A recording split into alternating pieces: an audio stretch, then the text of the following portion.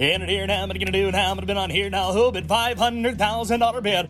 Welcome to the Legacy of Agriculture. This program will explore the past, present, and future of agriculture. We'll look at the people, products, and events that have formed its history.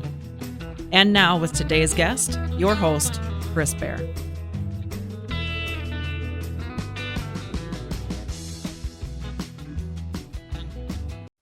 Good morning. This is Chris Bair with Legacy of Agriculture. It's great to be here this morning and launching this show. My guest today is Jeff Polk from Springfield, South Dakota. Jeff has joined us here in the studio. I want to talk a little bit about our program and then introduce Jeff just a little bit. Legacy of Agriculture is about telling people's story. For a little over 30 years, I've been in the auction business and have thoroughly enjoyed getting to know people as I've traveled literally from the West Coast to the Mississippi River. And Jeff is one of those people that I've gotten to know in the recent past, and he and his family have a great story. Just moved from Indiana out here to South Dakota, and we're making them into good South Dakota people. Jeff, welcome to the show this morning. I appreciate you taking time out of your busy schedule. Well, we appreciate you having me. It's an honor to be here with you. Jeff has an absolute beautiful home on the bluffs just outside of Springfield, South Dakota, overlooking the Missouri River, and I bet it was a beautiful sight this morning. That's my happy place. You know, as much as I travel with auctions and buying and selling farm machinery, it's always good to get back to my happy place. When we first moved out here 3 years ago, I told my wife the newness was going to wear off, but this view will never wear off. That's exactly right. I've never been to your place, but I've driven past and I've driven across the river, not far from where you're at many a times. And it doesn't matter if the sun's coming up or the sun's going down. It's absolutely beautiful. So, Jeff, tell us, you and your family are legends in the auction business in agriculture. And I can remember when I first was in college and I was thinking about getting into the auction business, the Polk name was synonymous with collector tractors and selling equipment back east, and I can remember many people told me that if you want to know what something's worth, if you want to know what a collector tractor's worth, call the good folks at Polk and they'll know. And so I probably talked to you many years ago and didn't even know about it. Tell me a little bit about how you got into agricultural auctioneering. Tell me a little bit about your auction experience when you started. Tell me a little bit about that. I come from a long line of being around farm machinery all my life. My grandfather started young. His family got started with my father when he was 16. So, he was just a farm kid and decided that farm machinery, buying and selling farm machinery, was maybe a little more appealing than out there plowing up and down the rows. And he took and made a business out of that. He became a Case farm machinery dealer back then. He was a franchise dealer for a while, and then when my father got old enough, they started a salvage yard, specializing in combines. There was a time that they were the largest combine salvage yard east of the Mississippi. In the early 80s came along, and obviously things got tough, but Worthington at that time, Worthington Ag Parts, was expanding and buying a lot of salvage yards, and they approached my grandfather about that. So he sold out to them the salvage business, but he continued on buying, selling farm machinery. And Dad went to auction school as soon as he got out of high school, and he always had a soft spot for the collector tractors. And I went on to college and played basketball in college, and always had a love for the tractors, and came back to the business. And then Dad kind of wanted to step off about 2008, so I took it and ran with it, and we put up new auction buildings and expanded and just continued on specializing in collector tractors because that's kind of where my love's at. Now, that's back in Elkhart County in Indiana, is that correct? That is correct. And the salvage yard that your grandfather sold to the Worthington folks is still up and running, but the auction company is also still in the family, but you've kind of decided to come out west and enjoy South Dakota. Well, as any small business owner knows today, I mean, there's a lot of trials and tribulations, and one of them would be finding good quality employees that want to work. And, that's one thing my grandfather and father really instilled in me. Work was not an option growing up, and at the time I maybe fought it, but I look back and I'm very thankful that I was taught work ethic. The business was getting the best of me. I was on the road more than I was home. I have a younger family, and I didn't get to see them much, so I had to make a decision that either make the business my first and foremost priority or my family, and so I chose my family. That's an honorable thing, and that's one of the things that you'll never regret, Jeff, is taking care of your wife, and you have 3 children. I have 3 children, and with choosing my family, I knew I needed to make a change, and continuing there was not going to be the change that I needed to make and put them first in my life. So I had a chance to sell my auction business. I continue on with the people who bought my auction business out, helping them periodically, and we found a beautiful ranch in South Dakota, and we took a leap of faith and moved. Well, welcome to South Dakota. So it's kind of interesting. Jeff and I were both up in Worthing, South Dakota, helping the good people at Pfeiffer's not long ago sell an auction. And Jeff was the auctioneer and one of the auctioneers that were there. And I've had the opportunity to work with Jeff, and he just does a phenomenal job. And he brings his good wife, Christy, along, and the people like Christy a lot better than they like you, though, Jeff. I'll tell you that right now. Well, she's a lot better looking, so I can tell you that. Well, there's nobody that would argue that, Jeff. Nobody that would argue that. And you had 3 beautiful children. The people there at Pfeiffer's gave your young children some cups that turn color when you put ice in them. Have they been using them? Oh, they haven't took them out of their hands since you gave them to. Yeah, I think they take them to bed with them at night. So, that's wonderful. So I want to ask you some questions about being an auctioneer. There's so many people that find the being an auctioneer an interesting occupation. When did you sell your first item? How old were you? And what was it? I waited a little bit later in life because I went to college and basketball was my priority at the time. But I went to auction school when I was 25. Became a licensed auctioneer at that time, and in auction school they told you, it's going to be at least 5 to 10 years before you really become a good auctioneer. And I thought at that time, now you can go do this tomorrow. Until I was put up on the auction stand the first time, my leg was a moving up and down, and I was a nervous, and my voice was a cracking. And at that time, we were just selling tools off the wagon. But one of the gentlemen, Gary Olson from Olson Auctions out in Indiana, he worked with my father, and he said, "Jeff, it's time for you to come up." And I said, No, I'll sell at the end of the auction when there's not much crowd, and we're just selling some $2 and $5 items. And he says, "Well, I'm going to put the mic down, and the auction's got to go on, and you got to come take it over." So I did, but I feel like I've came a long way since then. I'm not sure at times, but I grew to love it. It's a fun business to be in. And you get to meet a lot of great people, don't you? Do. And, the travel and the things I've got to see, we've sold in 40-some states over the years, and in the travel and the experiences and the scenery and the people you meet, it's just second to none. Yeah, that's absolutely wonderful. And you're a phenomenal auctioneer. Everybody likes you, and I've heard good things. So I want to talk a little bit about where you've gone in your career and what you've done. When I first got in the machinery business and the auction business many years ago, my dad's best friend was the John Deere dealer in town, and he told me one day as we were having idle conversation, he says, "There's one thing you got to be willing to do in the machinery business. You got to be willing to wear out pickups." And that's true, isn't it, Jeff? How many pickups do you think you wore out in your career? Every year or two I'm getting new ones because they were getting 80 or 100,000 miles on them real quick. Up and down the road, you put the miles on. It kind of seems like about 75, 80,000 miles is the magic number to put on a pickup every year. That's about the truth, yeah.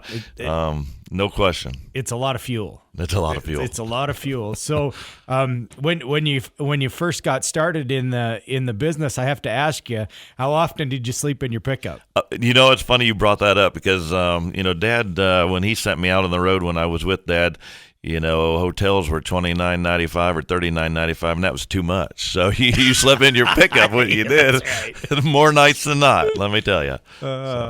That's wonderful. That's a lot of fun for sure. So, how many states have you traveled? Have you traveled all 50 states? I'm missing 3 states in the U.S. that I have not went to.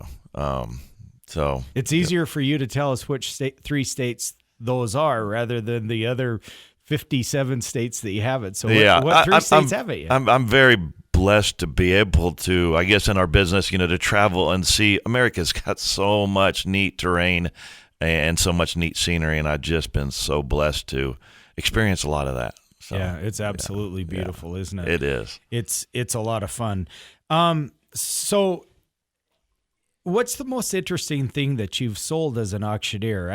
You guys sell a lot of collector tractors. You sell a lot of interesting antiques, clear up to the modern farm machinery you're selling. So tell me, what are some of a handful of the most interesting things that you've sold in your career? I would, say probably into the collector tractor market.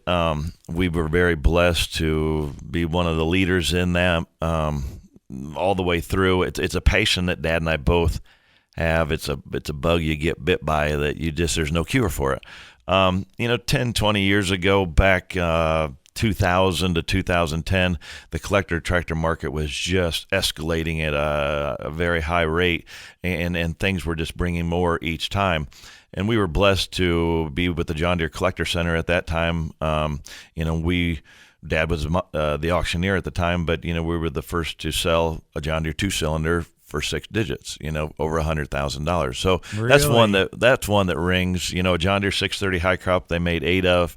Dad sold for $141,000, and that was just unheard of at that time for a collector tractor to be bringing that kind of money.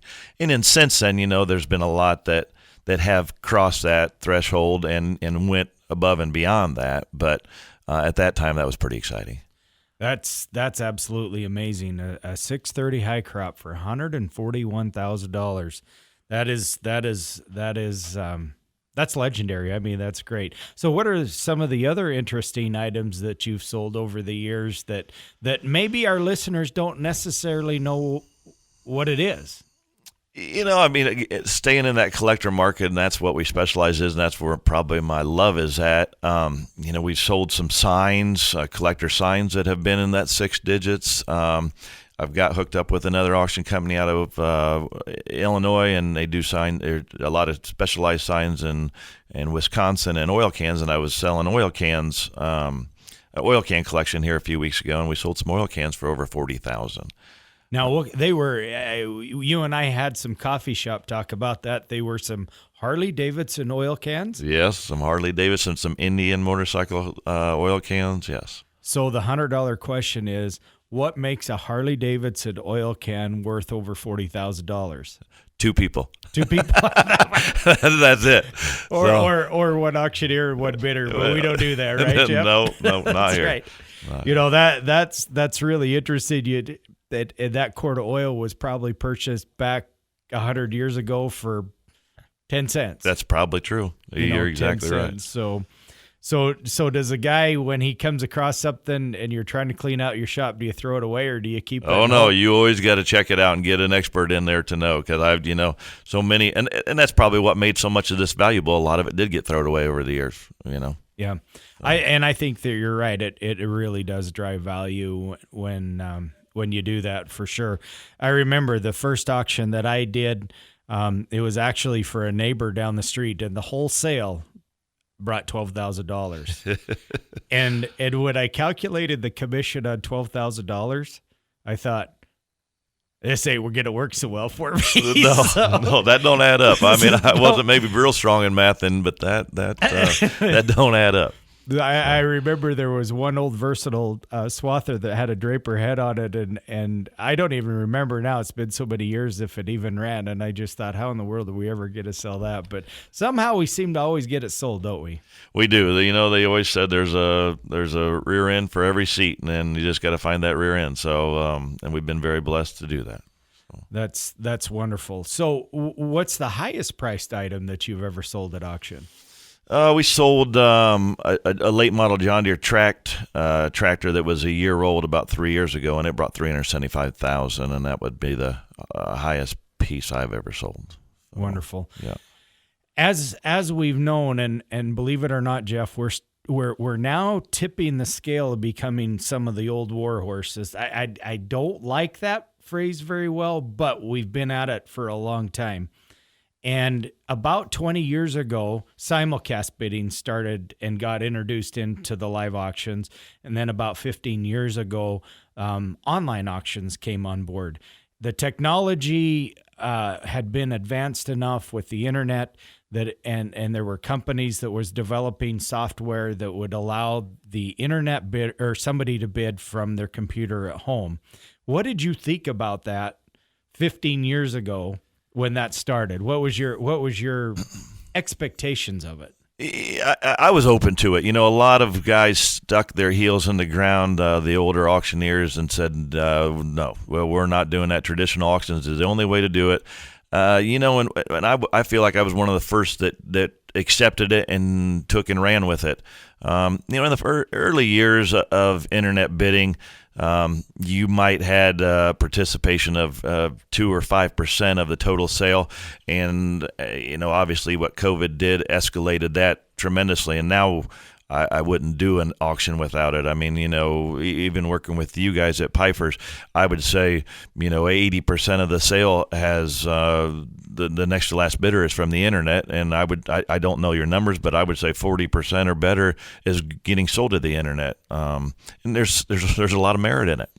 There is, and it's become a tremendous force in the auction industry, and there's even some auction companies that have gone away from the live auction and have gone to online only auction companies and are actually rebranding their name to be online only auctions. And in the next segment, I want to talk to you just a little bit about the live auction company versus the online auction company versus the auction company that doesn't use technology. Because there are some old war horses out there that will not even allow online bidding. They will not allow simulcast bidding. I want to talk a little bit about that as we go along here. And right now in the auction industry, Jeff, there seems to be quite a contest about online only auctions versus live auctions with simulcast bidding versus the auction company that doesn't even offer any technology in their auctions. So tell me how you feel about the live auction versus online,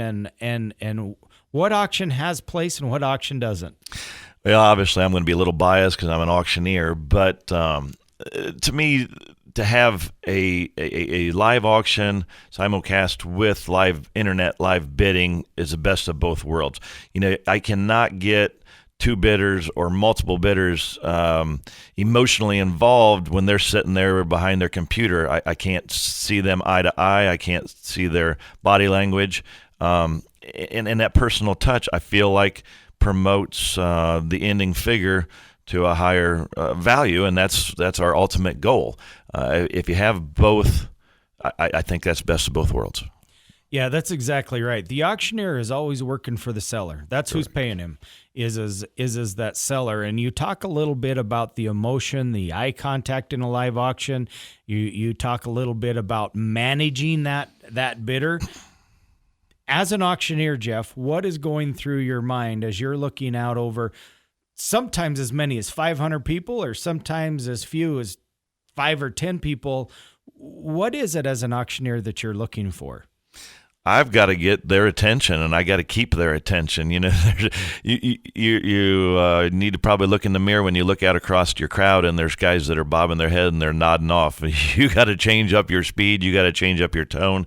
You got to change up something to keep their interest. If I can keep their interest, if there's products that are obviously of good value, there's nothing better than that personal touch, and that's something we've lost in America. You know, I travel a lot in the airlines. Everybody puts their earbuds in, and no one what interaction talks to people or interaction and talks to each other.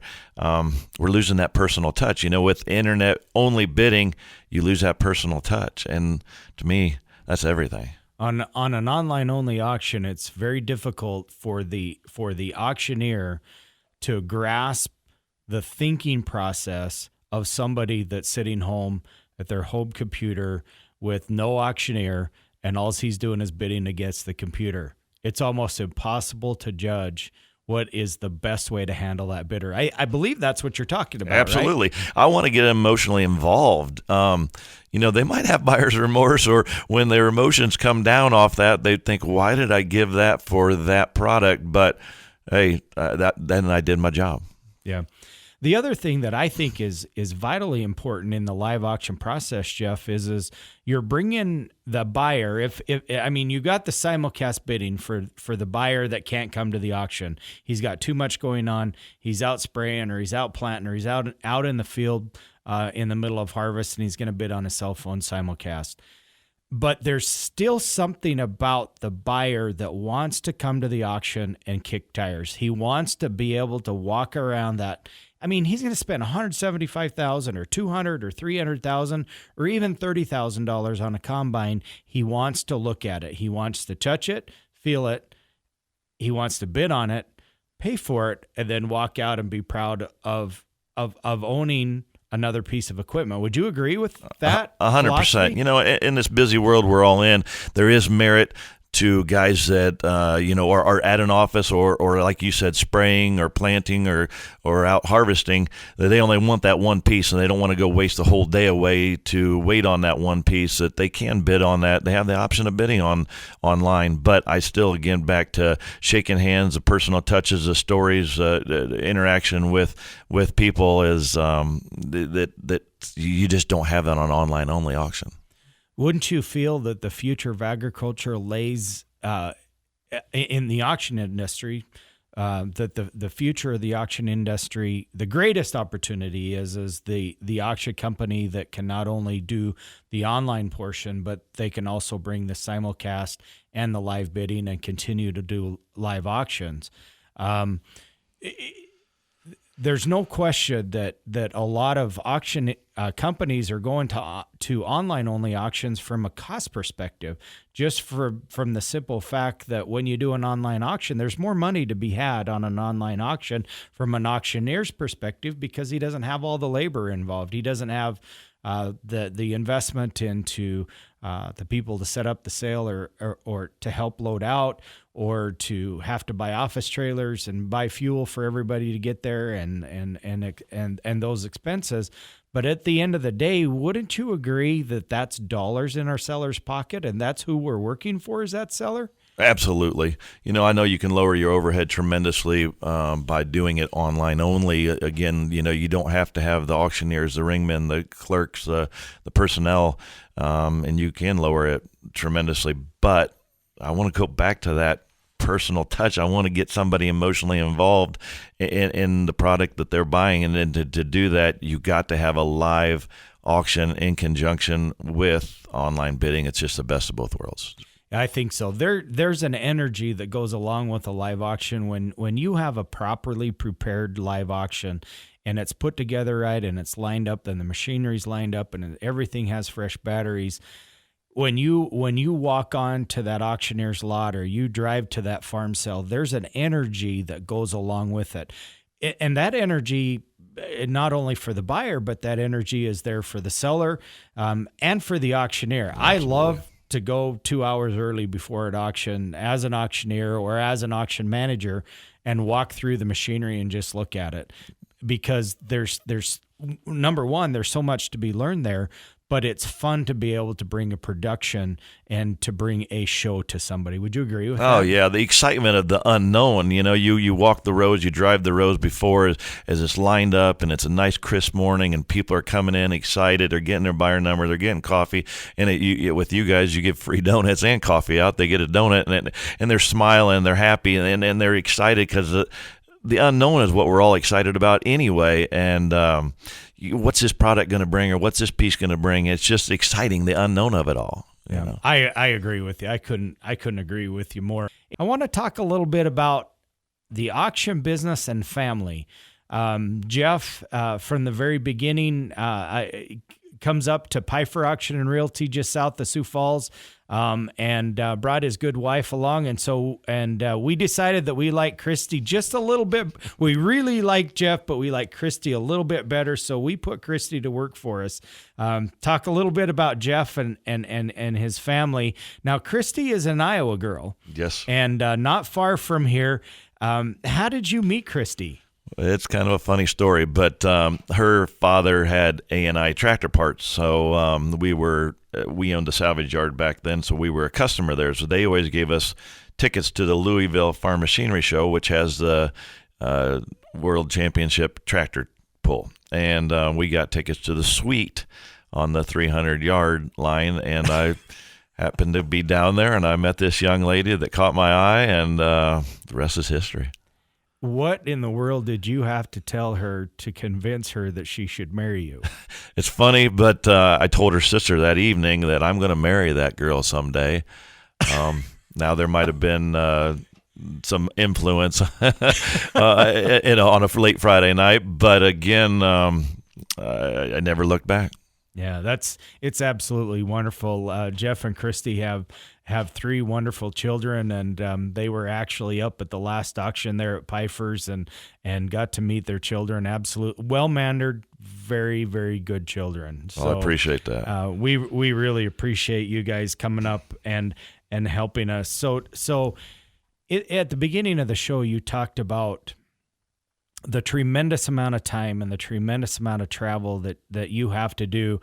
Now that you're here in South Dakota and things are normalizing, tell me how you balance family and the auction world both. I know you take Christy to auctions.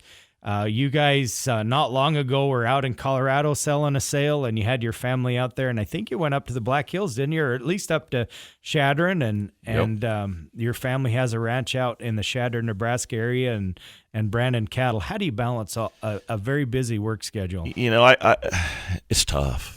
It's tough. I could get up and down the road a lot faster if I kept them at home all the time. And due to the fact that they're into sports and school, there's a lot of times that I just flat can't take them with me. But I take them as much as I possibly can. I want them to experience the things I'm seeing, and I want to be together with my kids and my wife. And those spans of 2 or 3 days away is not a big deal. But when you're away for 2 or 3 weeks, I physically hurt from missing them. Yeah, that's wonderful. That's a good thing, Jeff, and kudos to you for a job well done. I have 6 children, and I know that I spent a long time away, and you pay a terrible price in life if you don't pay attention to your family and you don't take care of your family. And those children will always love and appreciate you for taking care of them, especially at their age. Well, and that's the ultimate goal. You take him fishing on the Missouri River? You know, my son, well, actually, we have a little cabin down on the Missouri, on the Nebraska side, and we're going to head out there this afternoon, this weekend. So my son has got his fishing pole strung, and he's ready to go. Are you a fair weather fisherman? I'm a fair weather fisherman. I like to hunt big game, but I've just never really got into fishing. You know, as an auctioneer, you're a little higher strung, and if the fish are biting, it's all good. But if they're not, I could just soon throw the rod and reel in the water. Yeah, I think that's probably true, and totally understand that. So Jeff, what advice would you give to the young man or woman that is in their early teens, or even an 8-year-old that's saying, you know, someday I went to an auction with my dad, or I went to an auction with my grandpa? What advice would you give to somebody that's thinking about getting into the auction industry? I guess 2 things. Practice, and practice some more. It's all about repetition as far as your chant. But experience is the only way you're going to get to be a good auctioneer. But the other thing about it is I don't feel like I've ever been better than anybody else, but I will work as hard or harder than anybody else. So I guess the first and utmost goal would be to work and have work ethic. At whatever you do, give everything you have to it. So how many reflector posts, how many sign posts, how many stop signs and yield signs have you sold over the years just traveling up and down the road practicing. Oh, Are you one of those auctioneers? I used to be, and I probably should get back to it. But fence posts and power line posts, telephone poles. Yeah, I've sold millions and millions of them. Let me tell you. I had to sell what was closer and easier to see, so I sold reflector posts and off-ramp posts instead. So anyways, and cattle out in the fields. Oh yeah, I terrible cattle auctioneer. I could never sell cattle. I have a deep admiration for people who can sell cattle, because I couldn't tell you a 3-legged one from a 4-legged cow. But anyways, it's an interesting life, and it's definitely an interesting career. If I were, what advice would you give to the young man and that's getting into the auction industry? I know that back in my day when I got into the auction business, I didn't have a mentor. I didn't have anybody to help me, and when I got out of college and I decided that I wanted to stay in agriculture, I wanted to be in agriculture. I love the machinery side of it, and I decided to get into the auction business. And I went to my dad and I said, I think I want to get in the auction industry. I says, I don't know anything about it. I says, what do you do? And he says, you hang a shingle up, and he says, you do what I tell you to do, what I've always told you to do, and that's get out and get to work. Exactly. And so there's easier paths. It's not than going to doing be it that way, because I picked the hard road, which normally I pick the hard road to go down. How would you get in the auction industry if you had to do it all over again, Jeff? Get hooked up with somebody that's reputable. You're not going to make $1 million overnight, maybe ever, but be willing to go donate your time, work in the ring, just being around a good, reputable auction company as Pfeiffer's or some of the other ones, that you can learn the right way of doing it with integrity, and again, just get back to work ethic. Get out there and work. Yeah, that's exactly right. Work is the common denominator is what I call it, is getting out. Doesn't matter how you do it. But anybody who's thinking about getting into the live auction industry, I think that's great advice, Jeff. Go work for somebody for a while. Learn the business from the ground up. Grab a hold of the pressure washer wand and go pressure wash a combine. Go pressure wash a 4-wheel drive tractor when it's below freezing outside and the snow's going sideways. Been out there and done all that. Yes. And learn what that's all about. And that's the best way to get into the auction industry. Well, Jeff, we're at the end of our show, and I greatly appreciate you. I know you're busy. I know you've got family things going on this weekend, and I appreciate you coming and being with us. You're welcome anytime. Pfeiffer's next auctions at their Worthing facility just south of Sioux Falls is on August 22nd with the pre-harvest auction, and then we'll be back again at our facility on December the 5th for our 2023 winter auction. So if you have questions or looking for machinery, or if you want to sell machinery, we'll give you a free evaluation at Pfeiffers.com, or call us at 605-836-2277. Thank you, Jeff. Thank you. Appreciate you having me. In it here now, I'm gonna do now. I'm gonna been on here now. Who bid $500,000 bid? We hope you've enjoyed today's edition of The Legacy of Agriculture with Chris Bair, sponsored by Pfeiffer's Auction, Realty, and Land Management. Call Pfeiffer's at 605-836-2277.